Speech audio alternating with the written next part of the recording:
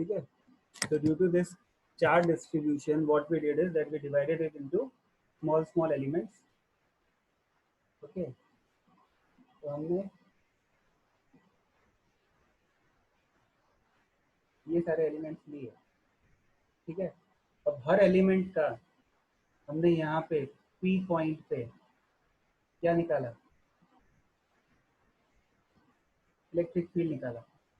उस electric field को फिर मैं क्या करूँगा, I will apply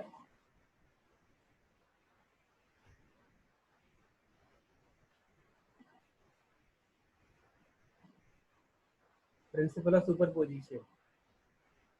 is this clear? तो ये समेशन है,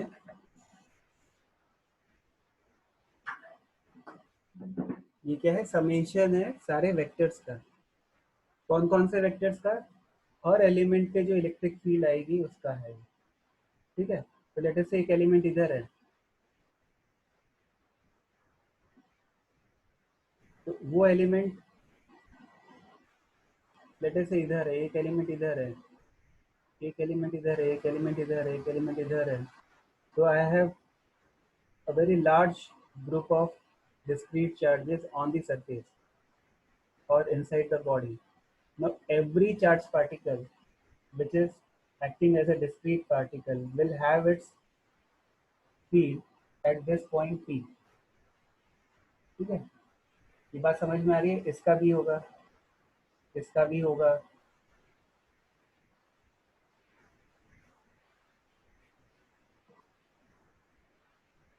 इसका भी होगा, हर किसी की इलेक्ट्रिक फील्ड होगी. Is it clear? जितने भी चार्ज पार्टिकल है, हर चार्ज पार्टिकल की इस पॉइंट पे इलेक्ट्रिक फील्ड आएगी. तो मेरे को इसकी जो इलेक्ट्रिक फील्ड का नेट इफेक्ट जब कैलकुलेट करना है पी पॉइंट पे, तो what I will do, I will use this formula. Is that clear? ठीक है. तो ये मैंने इस तरह से कैलकुलेट करूंगा.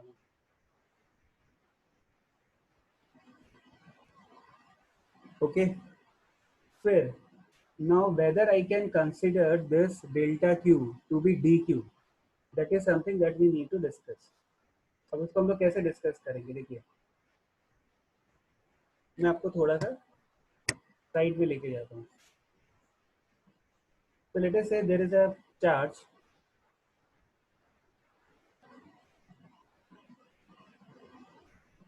delta q. ठीक है. तो this is your charge delta Q. अब ये चार्ज की जो मिनिमम वैल्यू है वो क्या हो सकती है? We know physically that it can be only E. कितनी हो सकती है? सिर्फ ई हो सकती है. Is it clear? और ई की वैल्यू कितनी है? 1.6 into 10 to the power minus 19 coulomb.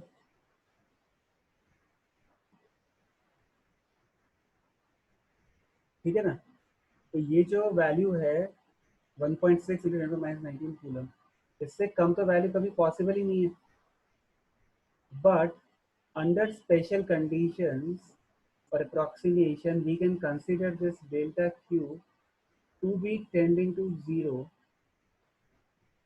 if this distance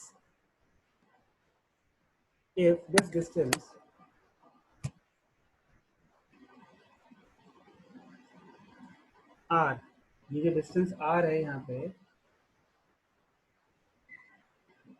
ठीक है, ये जो डिस्टेंस r है ये वाला is relatively very significant as compared to the distance between any two nearby point charges. तो इस बॉडी पे खूब सारे पॉइंट चार्जेस होंगे और ये सब पॉइंट चार्जेस में आपस में जो डिस्टेंस होगा वो रिलेटिवली बहुत कम होगा. आ रही है सबको बात समझ में? Is that clear? So if the distances involved are very small for every pair of particle within the body as compared to this distance r, then we can approximate this delta q to be tending to 0. Only in that condition we can treat this delta q tending to 0. And if delta q is tending to 0, we can write delta q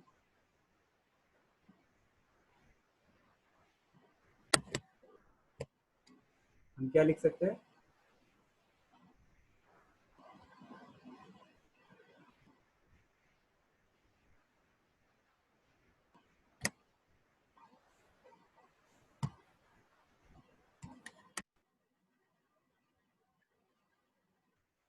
हम लिख सकते हैं delta Q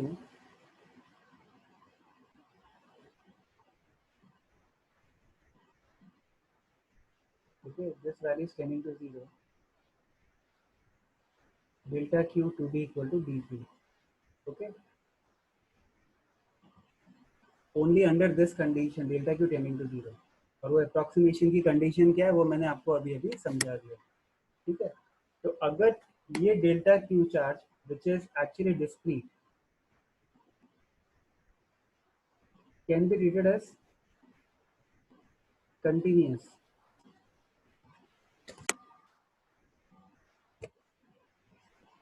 okay this delta q can be treated as continuous under this sexual condition of what we just discussed now is that clear तो अगर ऐसा possible है then only we will consider this to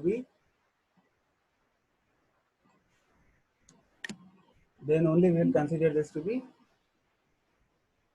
continuously distributed okay तो उसके अंदर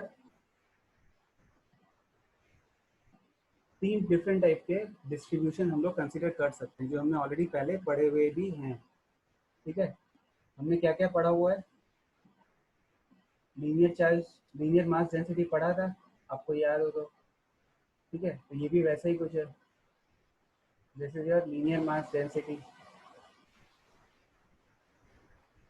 okay which is denoted by lambda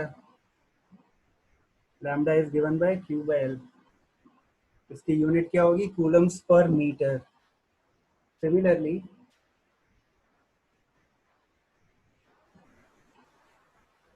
अगर surface पे charge distributed है तो we will have one more term that is surface charge density surface charge density it will be given by sigma q by a okay similarly if the charge is distributed across volume then it will be written as rho that is charge per unit volume तो unit क्या क्या है आपके पास coulomb per metre square and coulomb per meter cube so these are three conditions now in all the three conditions we have taken the values of lambda or sigma or rho over the entire dimension of the body that is only possible if it is uniformly distributed ये word भी important है uniformly लिखा हुआ है हर किसी में अगर आप देखेंगे यूनिफॉर्मली वर्ड लिखा हुआ है ठीक है अब देखिए यूनिफॉर्मली एंड यूनिफॉर्मली तीनों में then only you can have this term of lambda sigma and rho अगर वो नॉन यूनिफॉर्मली डिस्ट्रीब्यूटेड है तो फिर उसको हम लोग हर एलिमेंट के लिए अलग अलग कैलकुलेट करेंगे ठीक है तो अगर वो नॉन यूनिफॉर्मली डिस्ट्रीब्यूटेड है तो फिर हर एलिमेंट के लिए we will have to calculate the value of rho और द वैल्यू ऑफ सिग्मा और the value of lambda based on the condition is that clear तो इसमें अब कंटिन्यूस चार्ज डिस्ट्रीब्यूशन में बेसिकली क्या हो गया दो टाइप्स के केसेस हो गए ठीक है तो वो मैं आपको अभी सब समझा देता हूँ वन बाय वन ठीक है तो यूनिफॉर्म और नॉन यूनिफॉर्म में क्या डिफरेंस है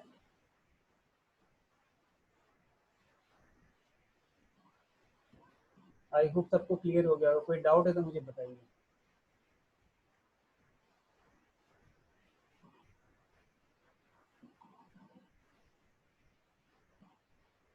anyone who has a doubt please raise hand नहीं तो मैं इसको फिर और एक्सप्लेन करता हूँ आगे एक्सप्लेन करता हूँ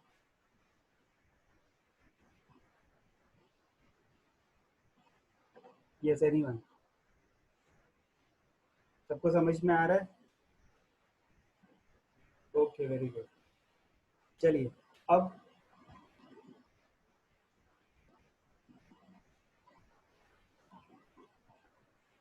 ये सब जो अप्रॉक्सीमेशन मैंने अभी पढ़ा है, आपको बताया, ये सब इसमें दे रखा है रेसिप्रोसिटी में। आप भी उसको फिर से एक बार और डिटेल में पढ़ लेना। ठीक है, चलिए अब आगे चलते हैं। यूनिफॉर्म और नॉन यूनिफॉर्म का डिफरेंस समझाने के लिए let me take you through one more example.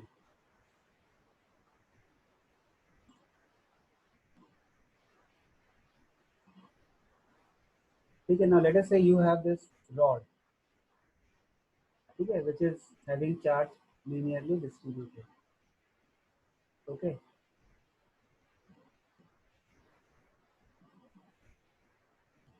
तो ये चार्ज रॉड है, दिख रही है आपको सबको?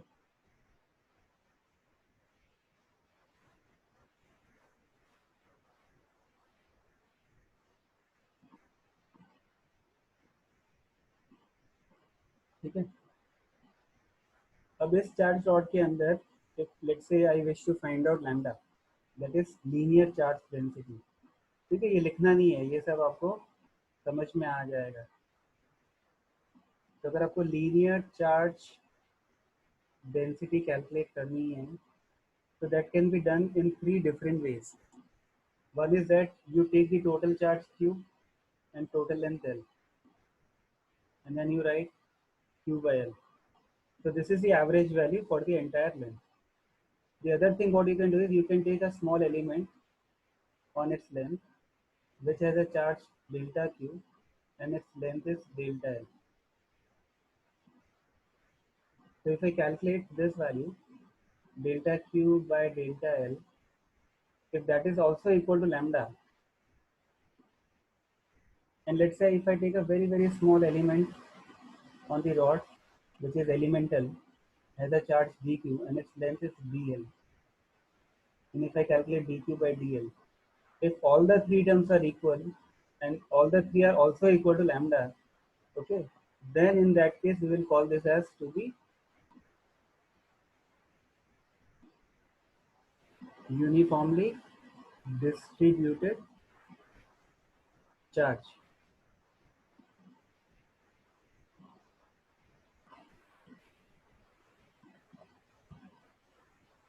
ओके, ये पॉइंट सबको समझ में आया?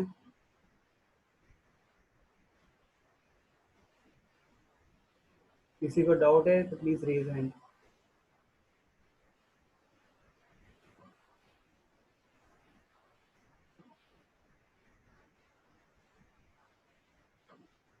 ठीक है, तो whether I find the value of lambda at any location, whether it is for an element, for it, whether it is for a discrete element, or whether it is for the entire length of the rod, if I am getting the same value of q by l, delta q by l, and dq by dl, irrespective of the location, then we call that as a situation where the charge is uniformly distributed along the length. Okay, and, and if it is not uniform, if the values are not same, then that comes under the category of non-uniform charge distribution. Okay, now the same logic can be extended to area also.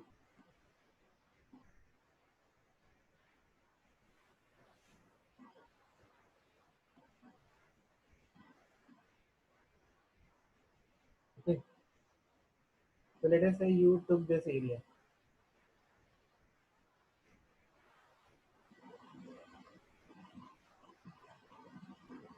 Okay, and on this area, let's say the total area is A and total charge is Q on its surface. Okay, let's say this is positive charge. So this positive charge is all throughout its area. On the surface it is 9.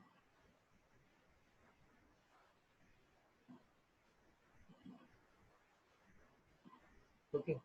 Now if you calculate the value of sigma, that means average value of sigma, you will write total charge upon total area. Now you took a small patch of it, this area. ठीक है, ये area लिया, इसमें जो इसमें जो charge है, let's say that is delta Q, और इसका एरिया है delta A.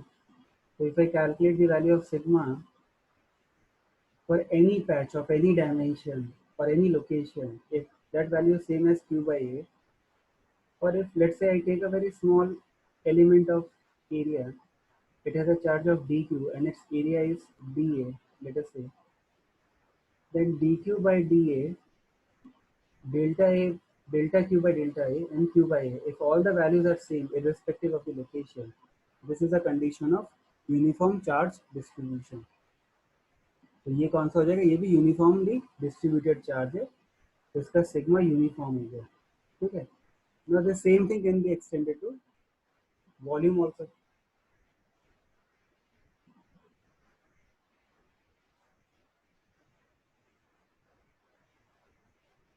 So let us say you have this body which has got three dimensions.